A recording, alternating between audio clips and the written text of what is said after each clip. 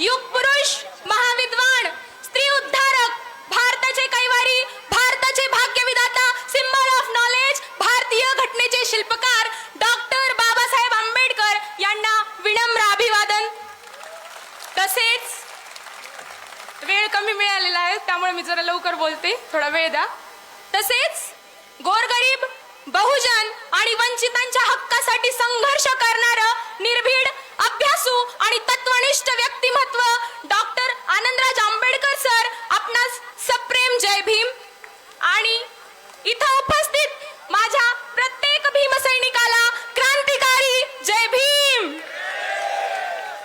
बंधूंनो, जात आणि भाषा यातून आपण बाहेर आलो की आपण एक शासनकर्ती जमात बनू शकतो. हा डॉक्टर बाबासाहेब आंबेडकरांच्या विचारांचा गाभा होता. डॉक्टर बाबासाहेब आंबेडकरांनी जातीयंताच्या लढ्यासाठी आणि या विषमतेच्या विरोधात जेव्हा आपल्या शेड्यूल कास्ट आणि रिपब्लिकन पार्टी ऑफ इंडियाची संकल्पना मांडली तेव्हा त्यांचा उद्देश केवळ एका जातीचा विकास नव्हता, तर या देशातील शोषित, वंचित आणि हजारो वर्ष परिघाच्या बाहेर फेकलेल्या घटकांना अनुसूचित जाती या एका छत्राखाली आणण्याचं काम आपल्या बाबासाहेबांनी केलं. त्यांना सामाजिक, राजकीय आणि घटनात्मक न्याय मिळवून देण्याचं काम हा उद्देश आपल्या बाबासाहेबांचा होता. पण तो साध्यही झाला. पण आपलेच काही मातंग बांधव म्हणत आहेत की फक्त महारांनीच आरक्षण खाल्लं आमचं, महाराज पुढे गेले आणि आम्ही मात्र मागच राहिलो. डॉक्टर बाबासाहेब आंबेडकरांनी 59 जातींना समान आरक्षण दिलं. मांगाला दिलं, महाराला दिलं, चांबाराला दिलं, ढोराला दिलं, कुंभाराला दिलं, भंगीला दिलं, सगळ्यांना दिलं. का एकट्या महारांनाच दिलं? सगळ्यांना अधिकार समान होते, हक्क समान होते, कायदा समान होता. इतकंच काय तर संधी समान होत्या. मग फक्त महाराज का पुढे गेले? फक्त महारांचीच का प्रगती झाली?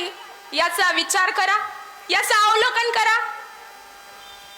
महारांनी संघर्ष निवडला म्हणून महारांची प्रगती झाली.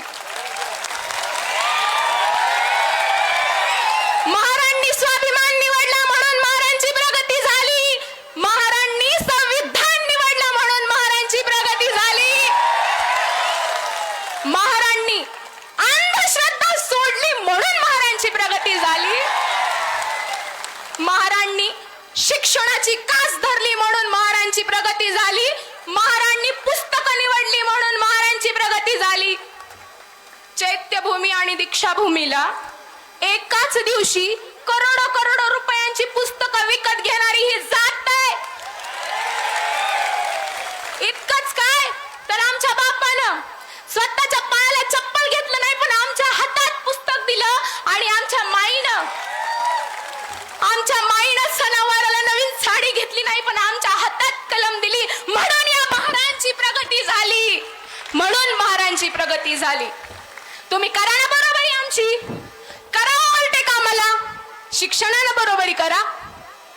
उपवर्गीकरणानं बरोबरी होत नसते मित्रा, शिक्षणानं बरोबरी कर.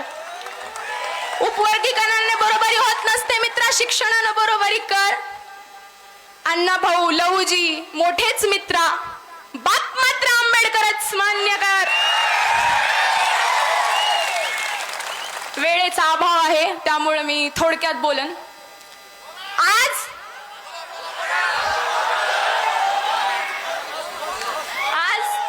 आम्ही इथं कोणाचाही विरोध करण्यासाठी उभे नाहीत, पण आम्ही आमच्या हक्काच्या रक्षणासाठी नक्की उभे आहोत. आमचा विरोध कोणत्याही समाजाविरुद्ध नाही, आमचा संघर्ष कोणत्याही समाजाविरुद्ध नाही, पण आमचा संघर्ष आहे धोरणाविरुद्ध, अन्यायाविरुद्ध आणि आमच्या भविष्याचा खेळ करणाऱ्या प्रत्येक निर्णयाविरुद्ध. आज आम्ही इथं कोणाचाही हक्क हिरावून घेण्यासाठी उभे नाहीत, पण आमचा आवाज दाबला जाऊ नये म्हणून नक्की उभे आहोत. आमचा कारण उपवर्गीकरण हा केवळ एक प्रशासकीय निर्णय नसून तो लाखो विद्यार्थ्यांच्या शिक्षणाचा, लाखो तरुणांच्या भविष्याचा, नोकरीचा आणि लाखो कुटुंबाच्या भविष्याचा आणि डॉक्टर बाबासाहेब आंबेडकरांनी बघितलेल्या सामाजिक न्यायाच्या स्वप्नाचा प्रश्न आहे. त्यामुळं वेळेचा अभाव आहे. शेवटी एवढंच म्हणन की सरकारला जर खरंच अनुसूचित जातींचा विकास करायचा असेल तर आम्हाला थेट आरक्षण द्या. त्यामुळं शेवटी एवढंच म्हणेन, जगानं कितीही टीका केली आमच्यावर, आम्ही कुणापुढे झुकणार नाही. जगानं